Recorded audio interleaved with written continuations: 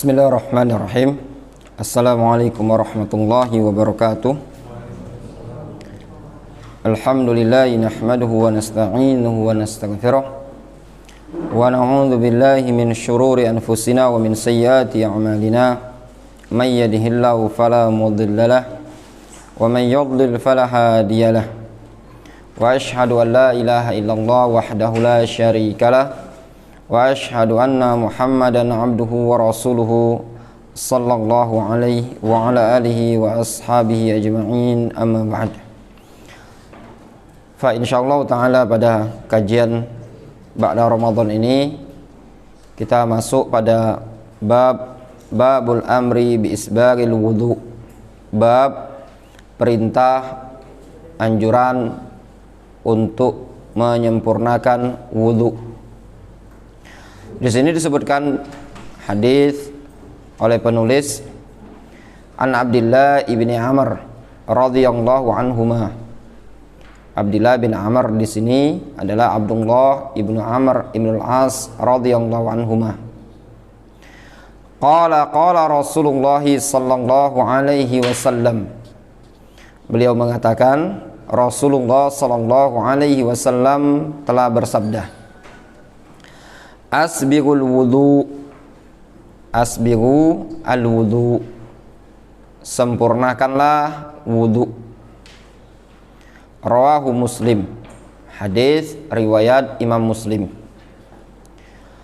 Kata penulis buku ini, wal isbagh, makna isbagh pada hadis asbighul wudu, sempurnakanlah wudu. Al isbagh adalah ta'mimul udwi kullihi bil ma', meratakan anggota wudu tersebut dengan air.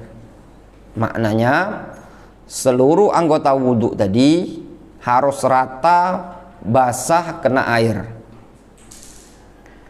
Bihaitsu yajri alaihi wala yakunu mashan,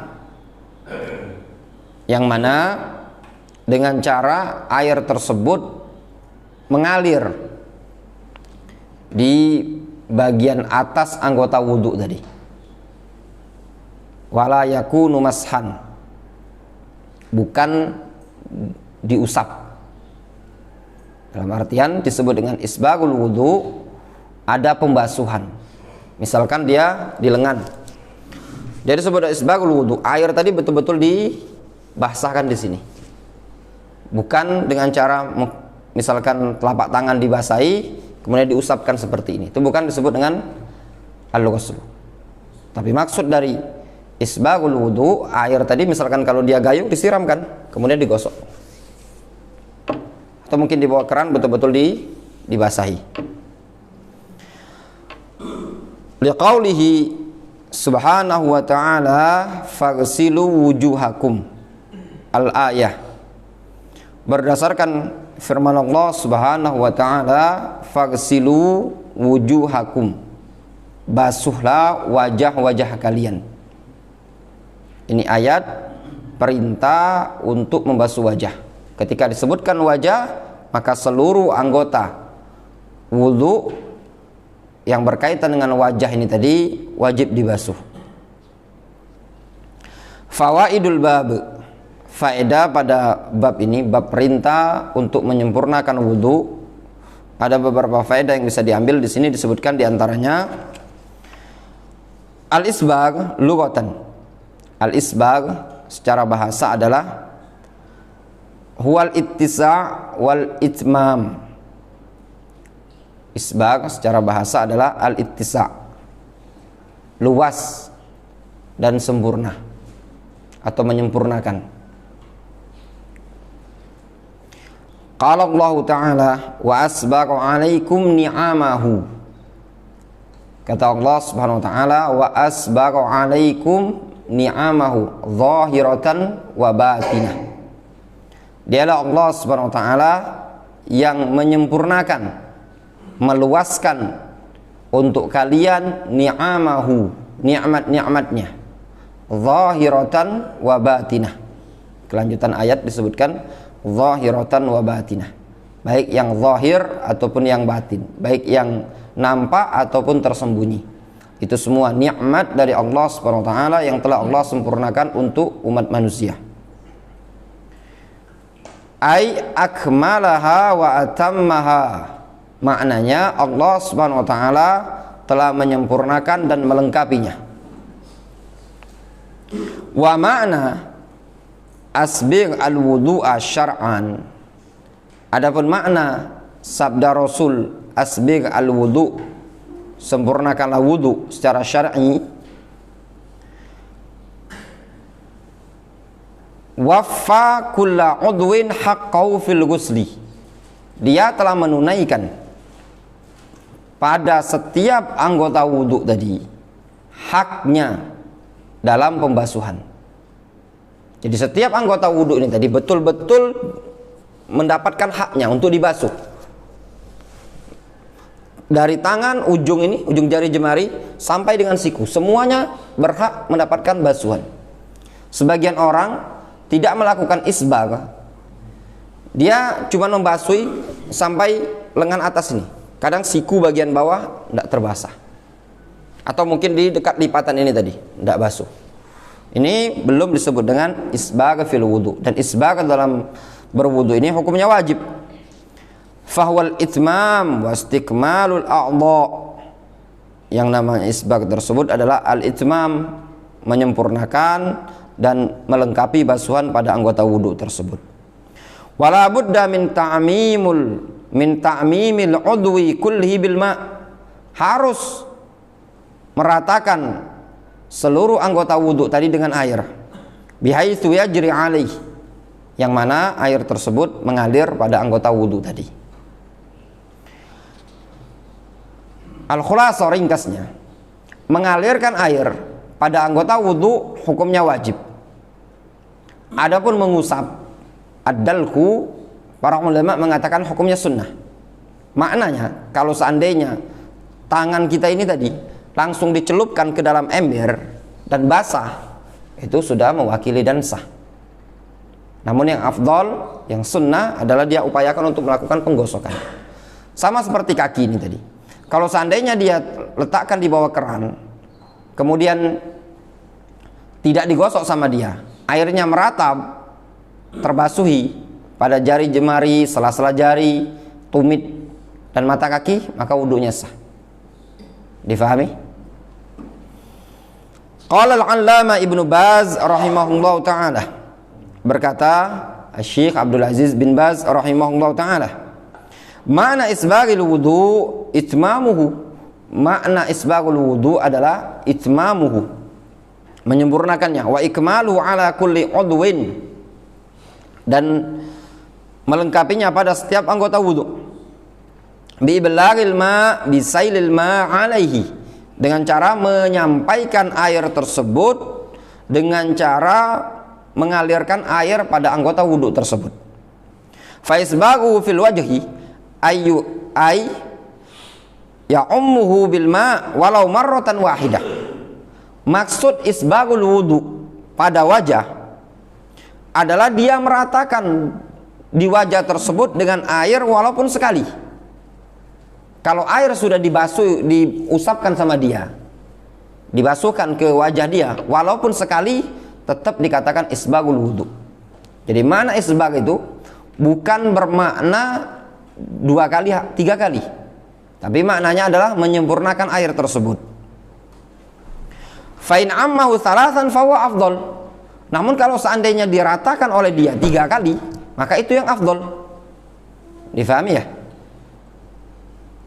Wa isbaghul yadain, adapun isbaghul yadain ayya'ummal yadain bil ma' min atrafil asabi' ilal marafiq, yaitu dia meratakan pada kedua tangan tersebut dengan air dari ujung jari jemari sampai ke siku. Maksud dari menyempurnakan basuhan pada tangan yaitu dengan cara mengalirkan air tersebut dari ujung jari jemari sampai ke siku. Ini yang dimaksudkan dalam ayat Al-Quranul Karim, wa aydiyakum ilal marafiq. kedua tangan kalian sampai ke siku. Zahirul ayah, kata para ulama, pembasuhannya dimulai dari ujung ini tadi, ujung tangan, dari telapak tangan, dari ujung jari jemari sampai ke siku. Namun kalau seandainya dia basuh dimulai dari siku, ya, sebagian orang kadang mencurahkan di bawah keran tadi, siku dulu yang dibasuh. Apakah sah wudunya? Jawabannya sah. Ma ghusli tarfil adudi hatta yadkhula al-mirfaq, dengan dibarengi membasuh ujung siku. Adud itu lengan atas, itu namanya adud, sehingga masuk pada bagian siku. Wal wajib marrah faqat, yang wajib cuma sekali. Fa in karrara marratain fa huwa afdal, wa in karrara salasan fa huwa afdal wa akmal. Kalau seandainya diulangi pembasuhan tersebut 2 kali, itu afdal. Kalau seandainya dibasuh lagi juga 3 kali, itu afdal dan sempurna. Kemudian di sini disebutkan hukmul isbag, hukum isbag.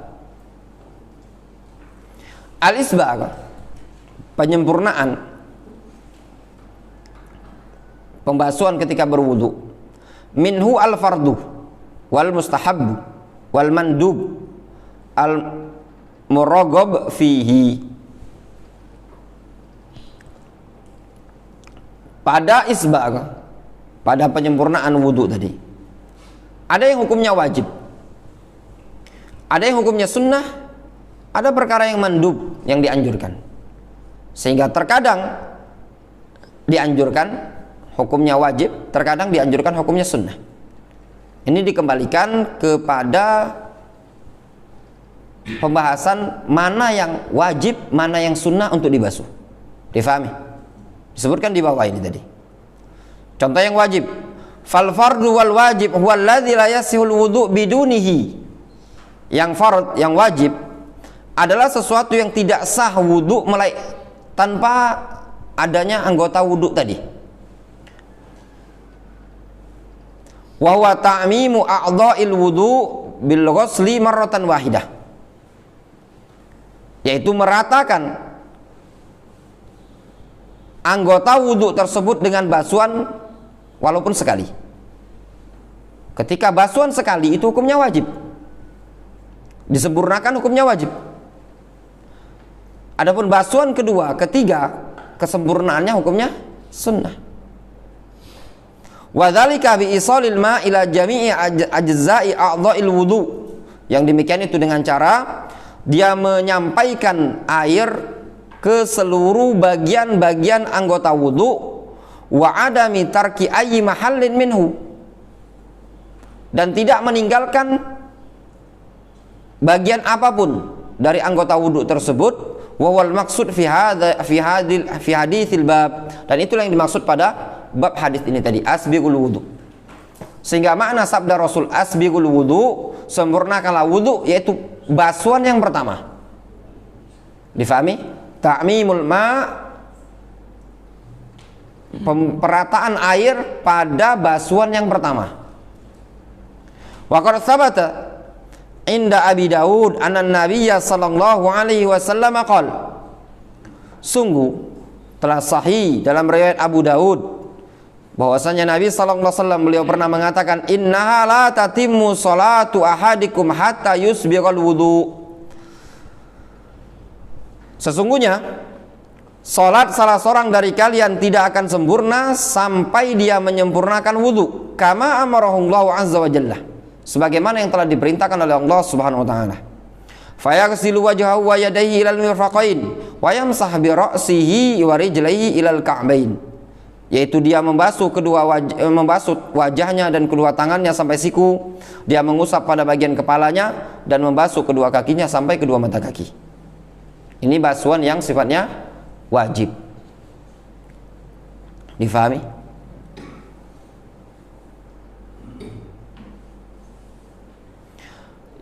Kemudian wal mustahab, dan yang mustahab huwa ma raghaba asy-syari'u fihi wa rattaba 'ali al-ajra al-'azimah Yang mustahab adalah basuhan yang dianjurkan oleh syariat dan ditetapkan oleh syariat pahala yang sangat besar. Khasatan fi syita wal burdi wa indal masyaqqah. Secara khusus ketika di musim dingin dan ketika kedinginan serta ketika dalam kondisi berat untuk berwudu. Wa waziyada fi ghuslil a'dha ila 3 marrat, yaitu basuhan yang lebih dari sekali sampai 3 kali pada anggota wudu tersebut. Difahami? Jadi basuhan yang kedua, basuhan yang ketiga, perataan air pada basuhan kedua ketiga itu hukumnya sunnah, mustahab. Kama warada fi hadis isbagul wudu 'alal makari. Sebagaimana datang dalam hadis Rasul menyatakan, ala ukhbirukum, maukah aku kabarkan kepada kalian, ma yamhullahu bil khotoya wa yarfa'u bihi darajat, sesuatu yang bisa dijadikan oleh Allah Subhanahu wa taala untuk menghapuskan dosa kalian dan mengangkat derajat kalian. Mereka para sahabat mengatakan, bala ya Rasulullah, tentu ya Rasulullah. Di antaranya yang disebutkan oleh Rasul adalah isbagul wudu 'alal makarih atau 'indal makarih, menyempurnakan wudu ketika dalam kondisi berat, cuaca dingin, hujan, untuk wudu 3 kali itu kadang kedinginan. Maka pada penyempurnaan ketiga itu perkaranya disunnahkan. Yang ketiga, wal mandub al muraghab fihi, perkara yang dianjurkan adalah katadlik wa takhlilil lihya wal mubalaghah fil istinsyaq ma'a tathlithil a'dha, seperti menggosok-gosok anggota wudhu tadi, diusap, digosok, dan menyela-nyela lihya, jenggot, dan mubalaghah ketika istinsyak. Istinsyak itu masukkan, menghirup air di hidung. Mubalaghah itu disedot sampai betul-betul ke batang hidung. Itu hukumnya sunnah.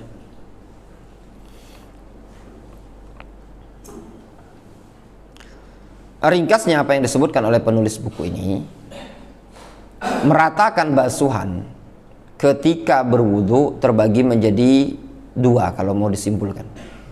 Yang pertama hukumnya wajib. Kapan wajib? Yaitu meratakan basuhan ketika pada basuhan pertama. Jadi betul-betul wajah tadi diratakan dengan air, anggota tangan juga diratakan dengan air. Itu namanya isbag yang sifatnya wajib. Yang kedua, isbag yang sifatnya sunnah. Seluruh pada bagian yang pertama tadi, selain yang pertama ini tadi, itu hukumnya sunnah. Difahami? Ya. Kemudian kita masuk bab ghuslil yadain qabla al-wudu. Bab membasuh kedua tangan sebelum berwudu. Jadi sebelum wudu dia basuh kedua tangan dulu. Apa hukumnya? Disebutkan di sini argumentasi an Humran Maula Utsman. Disebutkan dari Humran Maula Utsman, pelayannya Utsman. Annahu ra'a Utsman radhiyallahu anhu. Bahwasannya si Humran ini dia melihat Utsman radhiyallahu anhu. Humran melihat Utsman. Da'a bi'ina'in, Utsman minta ambilkan ina. Ina itu lebih kurang maknanya baskom. Fa'afragha ala kaffaihi salasa mirarin faghasalahuma. Lalu Utsman menuangkan atau si Humran ini dia menuangkan air kedua telapak tangannya Utsman.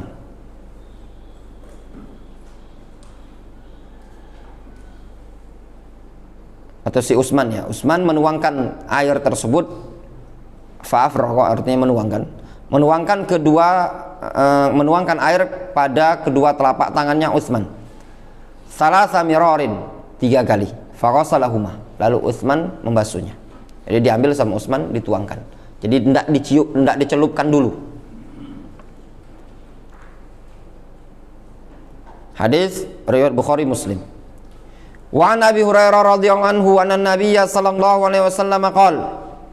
Dari Abu Hurairah radhiyallahu anhu bahwasanya Nabi sallallahu alaihi wasallam beliau mengatakan, "Idza staiqadha ahadukum min naumihi." Apabila salah seorang dari kalian bangun dari tidurnya. Ini bangun tidur malam hari. Falyaghsil yadahu qabla ayyudkhilahuma fi wudu'ihi. Lihat kata Rasul, hendaklah dia basuh tangannya tadi sebelum dimasukkan ke dalam air wudu. Fa inna ahadakum la yadri aina batat yaduh. Dikarenakan salah seorang dari kalian dia tidak tahu di mana tangannya bermalam. Jelas ya? Rasul mengatakan kalau ada orang bangun dari tidur, jangan tangannya langsung dicelupkan ke dalam air. Maka kata beliau, hendaklah dibasuh di luar. Alasannya kenapa? Dikarenakan kita tidak tahu di mana tangan kita ini berlabuh ketika di malam hari. Rawul Bukhari bihadzal lafz. Fawaidul bab. Faedah pada bab ini. Hatani sunnatani min sunanil wudu. 2 perkara ini adalah termasuk bagian dari sunnah ketika berwudu. Faghuslul kaffain fi ibtida'il wudu sunnatun. Membasuh kedua telapak tangan pada awal kali atau permulaan berwudu adalah sunnah. Wa qaunul ghusli thalathan sunnatun ukhra. Adapun membasuhnya 3 kali itu sunnah yang lain. Difahami? Semata-mata membasuh sebelum berwudu itu hukumnya sunnah. Kalau dibasuh sama dia 2 kali, 3 kali itu sunnah yang lain lagi. Pahalanya berlipat. Kemudian ghuslul kaffain fi ghairil qiyam minan naum sunnatun minal kitabi wa sunnah wal ijma'. Kata penulis buku ini, membasuh kedua telapak tangan ini tadi pada kondisi selain dari bangun tidur. Selain dari bangun tidur. Sekarang kan kita ini dalam kondisi sadar ya, terjaga, tidak tidur kan. Berwudu ke belakang. Membasuh telapak tangan hukumnya sunnah. Dengan dalil Al-Quran dan sunnah dan ijma'. Amal kitabu faqala ta'ala. Adapun dalam Al-Quran dalilnya adalah Ya ayyuhalladzina amanu idza qumtum ilas salati faghsilu wujuhakum wa aydiyakum ilal marafiqi wamsahu bi ru'usikum wa arjulakum ilal ka'bain.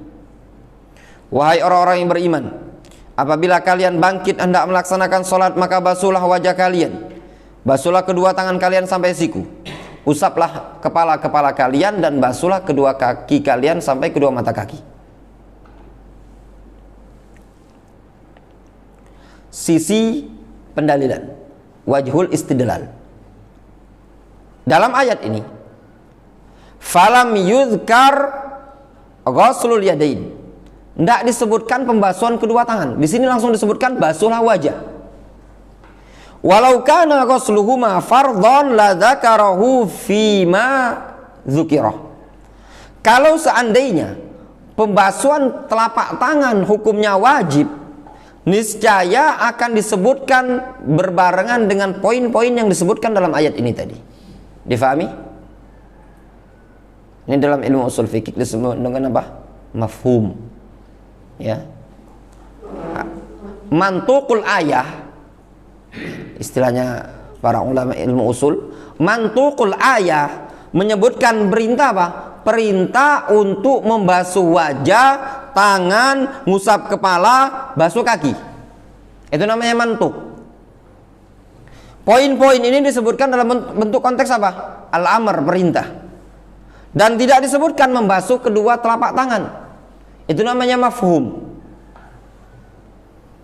Terkadang para ulama mengambil istinbat dalam menetapkan suatu hukum, kadang diambil dari mantukul ayat, mantukun nas, kadang diambil dari mafhumul ayat atau mafhum an-nas.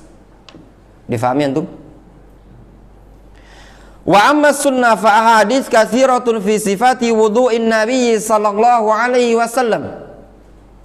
Adapun sunnah, maka hadis-hadis yang sangat banyak tentang sifat wudu Nabi sallallahu alaihi wasallam menyebutkan hal tersebut. Minha hadits Utsman fi sahihain, hadis Utsman dalam Bukhari Muslim. Wa hadits Abdullah bin Zaid fihima, hadis Abdullah bin Zaid. Wa hadits Ibnu Abbas fil Bukhari, hadis Abdullah bin Abbas dalam Sahih Bukhari. Kulluha tadhkuru, seluruh hadis itu tadi, anna Rasulullah sallallahu alaihi wasallam kana yaghsil kaffai fi wudu'ihi. Seluruh hadis tadi menyebutkan bahwasanya Nabi sallallahu alaihi wasallam dulu membasuh kedua telapak tangan ketika beliau berwudu. Wa fi'lur Rasul sallallahu alaihi wasallam dalun 'ala sunniyah. Perbuatan Rasul menunjukkan hukum sunnah. In kana 'ala wajhi ta'abbud, apabila perbuatan tersebut muncul pada perkara yang sifatnya ta'abbud. Kama huwal hal huna, sebagaimana kondisinya sekarang ini tadi. Disebutkan dalam hadis Utsman bin Affan, hadis Abdullah bin Zaid, hadis Abdullah bin Abbas, semuanya menyebutkan bahwasanya Rasulullah SAW ketika berwudu beliau membasuh kedua telapak tangan. Ini perbuatan. Hukum asal perbuatan Rasul yang berkaitan dengan ibadah adalah hukumnya sunnah. Al aslu fi fi'lar Rasul itu mustahab. Hukum asal perbuatan Rasul itu hukum mustahab. Difahami? Apalagi di sini disebutkan in kana ala wajhi ta'abbud, jika pada perkara yang sifatnya ta'abbud. Namun kalau selain ta'abbud, ya, selain ta'abbudiyah, itu perbuatan Rasul tidak bisa dikatakan sunnah. Ini intabihu yang perlu diperhatikan ikhwan-ikhwan kita dengan baik. Terkadang dengan gampang mereka mengatakan ini sunnah, ini sunnah, ini sunnah, ini sunnah. Perbuatan Rasul alaihissalatu wassalam dibagi. Af'alur Rasul itu dimasukkan dalam pembahasan usul fikih. Perbuatan-perbuatan Rasul in kana ala wajib ta'abbud, itu hukumnya sunnah. Terkadang perbuatan Rasul hukumnya wajib. Terkadang perbuatan Rasul hukumnya jibliyah, tabi'iyah, tabiat. Sebagian orang kadang ketika membaca hadis gampang menyebutkan sunnah, sunnah, sunnah. Tidak setiap perbuatan Rasul kita katakan sunnah. Ada yang sifatnya tabiat. Rasul makan enggak? Makan. Apakah dikatakan makan sunnah?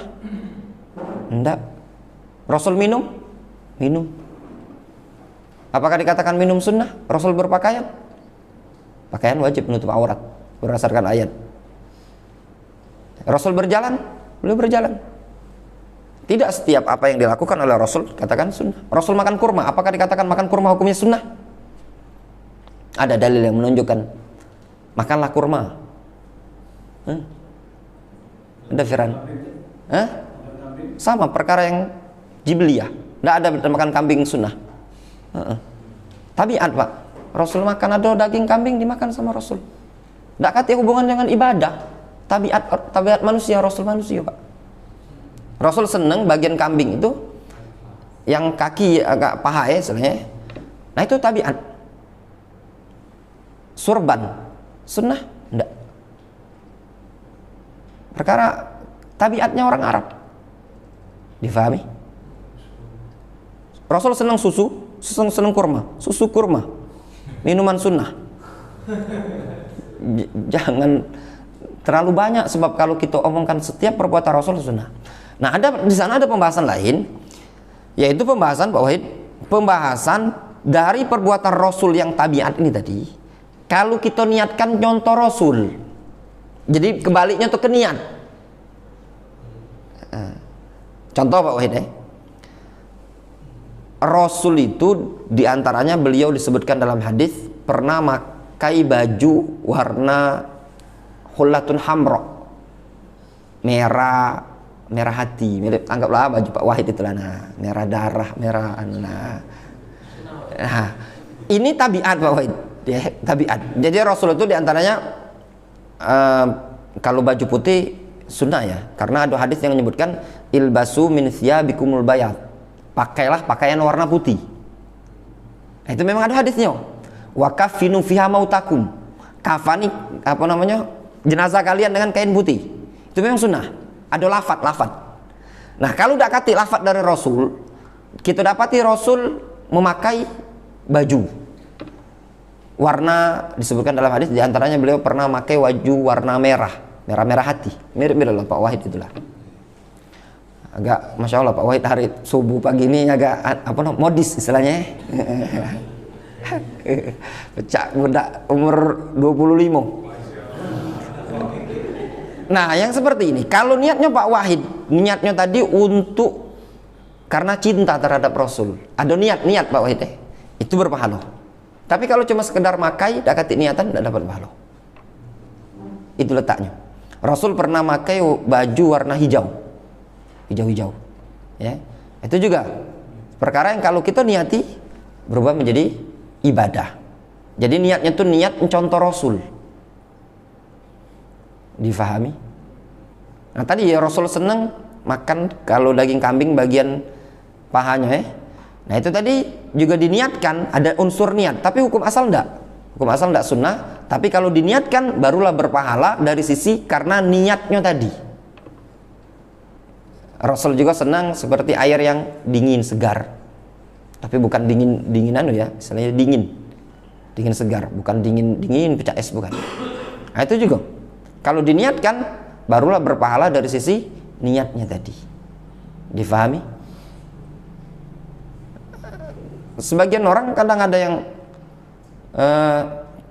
sempat baca hadis. Jadi suatu hari Rasul itu pernah beliau kebuka kancing baju beliau. Terbukalah kancing bajunya Rasul. Sebenarnya lebih kurang kayak inilah. Jadi disebutkan ini sunnah. Tidak sunnah.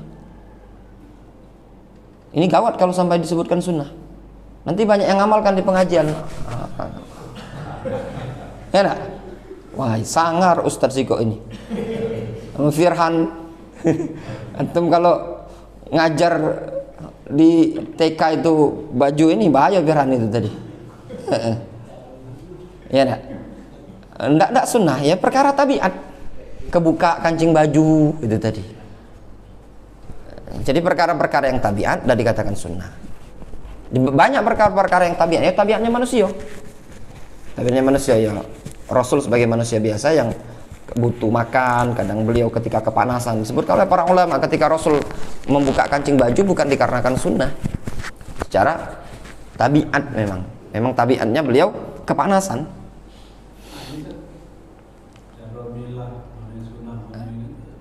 Oh, itu balik ke para ulama juga Pak Wahid. Balik ke keterangan para ulama. Tapi rata-rata kalau perkara yang berkaitan dengan tabiat itu balikan kehidupan kita sehari-hari Pak Wahid. Jadi ketika baca hadis sebenarnya simpelnya Pak, dijingok ini ada hubungan dengan ibadah apa tidak? Nah, kalau tidak katik dengan hubungan ibadah seperti makan, cara berpakaian, selagi masih perbuatan utuh Pak Wede. Beda dengan kalau ada lisannya Rasul nganjurkan seperti pakaian warna putih tadi. Misalkan yang sifatnya ibadah ya, sifatnya ibadah. Rasulullah SAW ketika beliau berkhutbah, khutbah kan ibadah ya, khutbah ibadah. Beliau pisah antara dua khutbah tersebut dengan duduk. Ini kan perbuatan kan, tapi masuk dalam rangkaian ibadah. Nah, ini hukumnya sunnah. Contoh perbuatan Rasul ketika sholat mengangkat kedua tangan, takbir. Yang perintah beliau adalah lafaz takbir. Idza qumta ila shalah fakabbir. Kalau kalian bangkit untuk sholat, takbirlah. Itu kan perintah. Ketika takbir beliau mengangkat kedua tangan. Nah, ketika beliau mengangkat kedua tangan pada rangkaian sholat ibadah, ini berarti mengangkat kedua tangan hukumnya sunnah. Adapun perkara yang keseharian, yang sifatnya tabiat, nah itu perkaranya mubah. Namun mereka sebutkan lagi, para ulama menyebutkan, kalau dalam perkara-perkara yang sifatnya adab itu perkara hukumnya juga disunnahkan. Adab seperti ketika makan, ya, rangkaian adab ketika makan, ada beberapa yang dilakukan oleh Rasul alaihi salatu wassalam, itu perkara yang sifatnya sunnah. Yang wallahu alam perlu dicek lagi yang mereka bulan Ramadan kemarin yang apa, biji kurma disentil dengan jari itu ya, Firman. Nah, itu perlu pengecekan di keterangan para ulama. Apakah itu hukumnya sunnah ataukah tabiat? Ada kan kemarin mungkin pernah ya? Nah, itu perlu pengecekan. Gimana ngeceknya? Di keterangan para ulama ketika menjelaskan hadis ini, ada enggak para ulama menyebutkan hukumnya sunnah? Di syarah-syarah kitab-kitab hadis. Kalau mereka menyebutkan sunnah, berarti termasuk adab dalam makan kurma, itu dibetet bahasa gitu kan, bijinya tadi. Nah, itu hukumnya sunnah. Tapi kalau cuma tabiat, ya, kalau para ulama menyebutkan ini cuma sekedar tabiat, ya berarti tidak mesti gitu dibetetkan itu tadi, cukup ya dibuang gitu tadi kan. Nah, ini tadi perkara-perkara yang berkaitan dengan seperti ini tadi, intinya tidak lepas kepada keterangan para ulama, ya. Kalau itu kan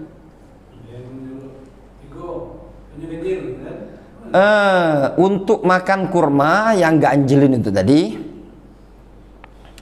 kalau Syekh Ibnu Utsaimin beliau menyebutkan yang hadis yang menyebutkan ganjil itu ketika Idul Fitri, ketika Id Pak makannya. Kata beliau, adapun berbuka itu bebas. Nak ganjil, nak genap, sesuai dengan kebutuhan. Pak Wahid 10 ya 10, 20 biji terserah. Nak 2 biji 2 biji.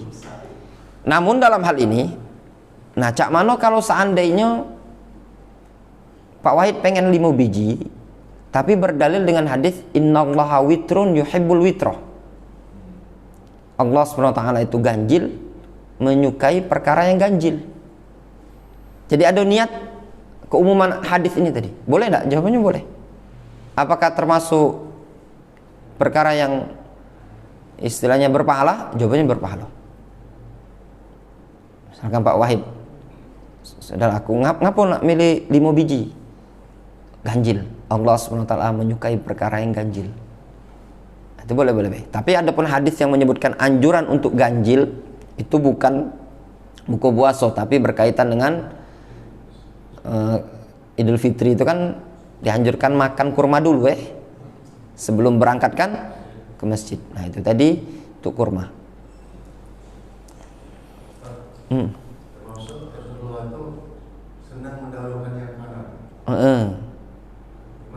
Nah kalau itu tadi juga Pak, itu ada hadis yang anjuran, secara anjuran senang, karena disebutkan dalam hadis. Di antaranya Aisyah mengatakan, karena Rasulullah SAW yu'jibuhu tayammun fi tana'ulihi wa tarajjulihi wa tuhurihi wa fi sya'nihi kullih. Membuat Rasul itu suka, senang, terkagum mendahulukan yang kanan. Nah ketika itu disebutkan ketika fi tana'ulihi, gunakan sendal, wa tarajjulihi, sisiran, wa tuhurihi, bersuci, wa fi sya'ni kulli, pada seluruh urusan beliau mendahulukan yang kanan. Nah tadi kan digandengkan dengan apa? Bersuci. Berarti mendahulukan yang kanan itu perkara yang disunnahkan. Ada bentuk perkara ibadah. Tidak masalah Pak, memang sunnah. Itu tadi. Ini bejam pakai tangan kanannya, diantaranya seperti itu tadi. Kalau memang perkara-perkara yang memang disyariatkan untuk didahulukan yang kanan, Pak. Kaedahnya perkara-perkara yang baik itu didahulukan yang kanan. Ngambil, nginjuk, dahulukan kanan, berwudu. Dan perkara-perkara yang sifatnya jelek itu menggunakan yang kiri. Buang sampah, buang ingus, cebok, dan yang semisalnya. Jadi yang kanan tadi untuk perkara-perkara yang sifatnya pemuliaan. Yang kiri ini tadi sifatnya perkara-perkara yang buruk, seperti masuk WC. Itu kan tempat buruk ya WC, Pak, dahulukan kiri. Yang tempat yang mulia seperti masjid dahulukan kanan itu tadi. Wallahu ta'ala al-musab. Mungkin kita cukupkan. Ada pertanyaan lagi?